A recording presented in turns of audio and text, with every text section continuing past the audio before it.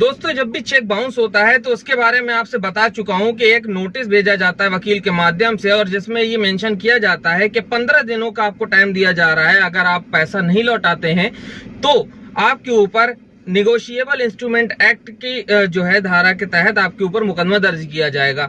लेकिन कई बार उसमें हो जाता है खेल, क्योंकि आपसे मान लीजिए आपने नोटिस दिया, अब अगली पार्टी जरा सा होशियार है तो वो आपसे संपर्क करेगी। हो सकता है थोड़ा बहुत पैसा आपको दे दे और कहे कि भाई अभी केस वेस मत करो, मैं आपको 1 महीने में पूरा पैसा लौटा दूंगा। ठीक है, तो आप विश्वास कर लेते हैं बहुत जल्दी उनके ऊपर। तो इसमें ये समझ लीजिए कि हो सकता है वो आपका पैसा ना लौटाना चाह रहा हो, सिर्फ वो 1 महीने का टाइम निकालना चाह रहा हो। तो उस केस में क्या करेंगे आप? पहली चीज तो ये है कि आप उससे, अगर ऐसी बात आती है तो आप उससे कह दीजिए कि भाई तुम एक काम करो, मुझे एक दूसरा चेक काट करके दे दो, उसके बाद तुम आराम से जो है मुझको 1 महीने में पैसा जो कह रहे हो लौटा देना। तो उससे क्या होगा, आपको 3 महीने का एक्स्ट्रा टाइम मिल जाएगा। भाई अगर दोबारा दूसरा चेक मिल गया नई डेट का तो आप उसे ही बाउंस करा करके फिर से आप प्रोसेस में ला सकते हैं। तो एक तो तरीका ये हो गया, और नहीं तो 30 दिन के अंदर को पैसा नहीं देता है तो नोटिस मिलने के अगले 30 दिनों के अंदर आप कोर्ट में परिवाद दायर कर दें। एक तो बात हो गई ये। लेकिन कई बार क्या होता है कि 30 दिन का वक्त निकल जाता है, हमारे जो व्यूअर्स हैं, जो भी आम लोग हैं, वो इस बात को, साजिश को नहीं समझ पाते और उसकी जो है पैतरे में फंस जाते हैं, और उसके बाद जो है टाइम निकल जाता है 30 दिन का। बहरहाल इस केस में फिर जब एनआई एक्ट के तहत आप नहीं जा पाए परिवाद में, तो आप क्या करेंगे वो आप बहुत गौर से सुनिए। मैं आपसे बताने वाला हूं कि आपको तब जाना पड़ेगा सिविल कोर्ट में रिकवरी के लिए। रिकवरी सूट फाइल करेंगे। कौन से न्यायालय में दायर करेंगे? जो भी उस ज्यूरिडिक्शन का न्यायालय होगा वहां पर आप रिकवरी सूट फाइल करेंगे।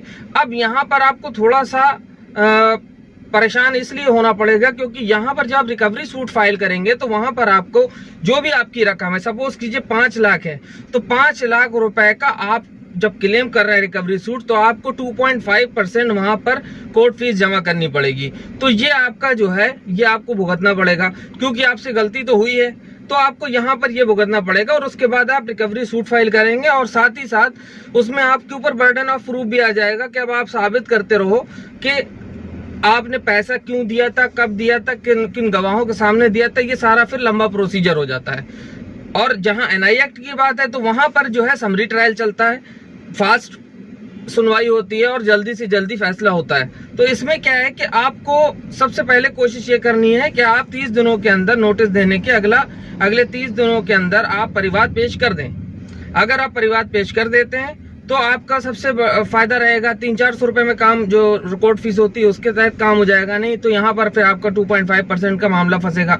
तो इस चीज को बहुत ध्यान रखें कि अगर ऐसा कुछ मामला आता है तो या तो 30 दिन के अंदर पैसा ले लें अगले से, या तो अगर वो आपको लग रहा है कि वो झांसा दे रहा है तो आप उससे कह दें कि भाई हमें एक एक्स्ट्रा चेक दे दो, अगला चेक दे दो किसी डेट का, और उसके बाद अपना पैसा देते रहना। तो इस तरीके से आपका मामला बन जाएगा। दोस्तों उम्मीद करता हूँ कि वीडियो आपको पसंद आया होगा, और अगर पसंद आए तो ज्यादा से ज्यादा कमेंट करें, शेयर भी करें, ताकि और लोगों को इसकी जानकारी हो। क्योंकि बहुत से लोग हैं जिनका टाइम लिमिट निकल चुकी होती है और वो इसके बाद हताश होकर बैठ जाते हैं कि अब हम पैसा नहीं ले पाएंगे या रिकवरी नहीं कर पाएंगे।